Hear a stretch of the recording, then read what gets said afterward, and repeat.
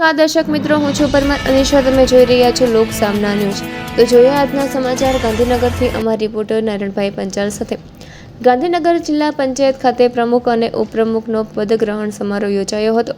ગાંધીનગર જિલ્લામાં સ્થાનિક સ્વરાજની ચૂંટણી બાદ જિલ્લા પંચાયત ખાતે નવા પ્રમુખ અને ઉપપ્રમુખના પદગ્રહણનો ભવ્ય સમારોહ યોજાયો હતો. ગુજરાતમાં જિલ્લા પંચાયત, તાલુકા પંચાયત અને મહાનગરપાલિકાની ચૂંટણીમાં બહુમતીથી વિજય મેળવનાર સભ્યોને વિવિધ હોદ્દેદારો પર વરણી કરવામાં આવી રહી છે. ત્યારે ગાંધીનગર જિલ્લા પંચાયત ખાતે પણ નવા હોદ્દેદારોનું પદગ્રહણ કરવામાં આવ્યું હતું. તારીખ 25 જૂનના રોજ યોજાયેલા સમારોહમાં પાનસર બેઠક પરથી જિલ્લા પંચાયતના સભ્યો તરીકે વિજય મેળવનાર નારદીપુર ગામના વતની રાજેન્દ્રભાઈ સેંધાભાઈ પટેલે જિલ્લા પંચાયત પ્રમુખ તરીકે પદગ્રહણ કર્યું હતું.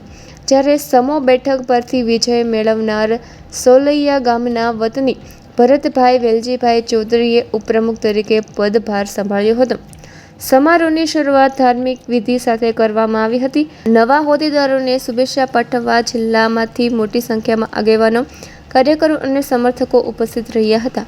આ પ્રસંગે માણસા વિધાનસભાના પૂર્વ ધારાસભ્ય અમિતભાઈ ચૌધરી સહિત અનેક રાજકીય અને સામાજિક આગેવાનો હાજર રહ્યા હતા. કાર્યક્રમ દરમિયાન જિલ્લા પંચાયતના હોદ્દેદારોની કાર્યકારી બેઠક પર યોજાઈ હતી, જેમાં જિલ્લા કલેક્ટરની ઉપસ્થિતિમાં વિવિધ વિભાગોની કામગીરી અંગે ચર્ચા કરવામાં આવી અને નવા હોદ્દેદારોને કામગીરીની માહિતી આપવામાં આવી હતી. આ પ્રસંગે કલોલ તાલુકાના રાજકીય આગેવાનો, તાલુકા પંચાયતના સભ્યો, પ્રમુખ, ઉપપ્રમુખો તેમજ મોટી સંખ્યામાં ટેકેદારો ઉપસ્થિત રહી નવા હોદ્દેદારોને શુભેચ્છાઓ પાઠવી. પંચાયત પ્રમુખ તરીકે આપની વરણી થઈ છે, એ વિશે અમારા દર્શકોને સંબોધન આપશો. ભારતીય જનતા પાર્ટીએ ખૂબ મોટી જવાબદારી અમને આપી છે. એ જવાબદારી અમે અમારી ટીમ સાથે, સદસ્યો સાથે એવી રીતના અમે પૂર્ણ કરવાના છીએ કે આટલા વર્ષોમાં કંઈ કામ ના થયું હોય એ બધા અધૂરા કામો અમે સંપૂર્ણ રીતે નિષ્ઠાપૂર્વક કરવાના છીએ. મોવડી મંદિરે જે અમારા પર વિશ્વાસ મૂક્યો છે એ વિશ્વાસને પણ અમે સાર્થક કરશું. પહેલી અમારી પ્રાથમિકતા હશે શિક્ષણ. તો શિક્ષણની અંદર ઘણી બધી સારું પણ કામ થયું છે અને ઘણી બધી ખૂબીઓ પણ રહી ગયેલી છે. તે સત્યોને દૂર કરવા માટેનું કામ પણ અમારી આ ટીમ આખી કરશે. અને જ્યારે જ્યાં જરૂરિયાત હશે ત્યાં નવા રૂમો, નવી સ્કૂલો, નવી શિક્ષકોની પણ ભરતી કરાવડાવીશું. જ્યાં જ્યાં જરૂર પડી છે ત્યાં ત્યાં આપણા બહેનો દીકરીઓના અમુક ટાઈમે શિક્ષણ છોડી દેવું પડતું હોય છે, તો એ જગ્યાએ પણ અમે મોનિટરિંગ કરી એ લોકોને શિક્ષણ ચાલુ રહે એવો સતત પ્રયત્ન કરશું.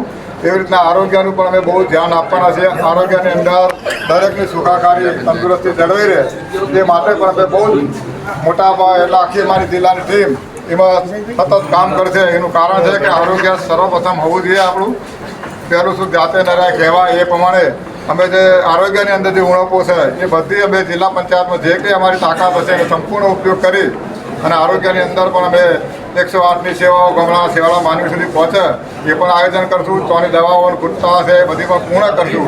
એ અમારું 2 પ્રાથમિક છે. એ સાથે અમારા અનિલભાઈ શાહ સાહેબ જેમનું મિશન છે કે ભાઈ ગાંધીનગર ગ્રીન બને, આખો દેશ ગ્રીન બને.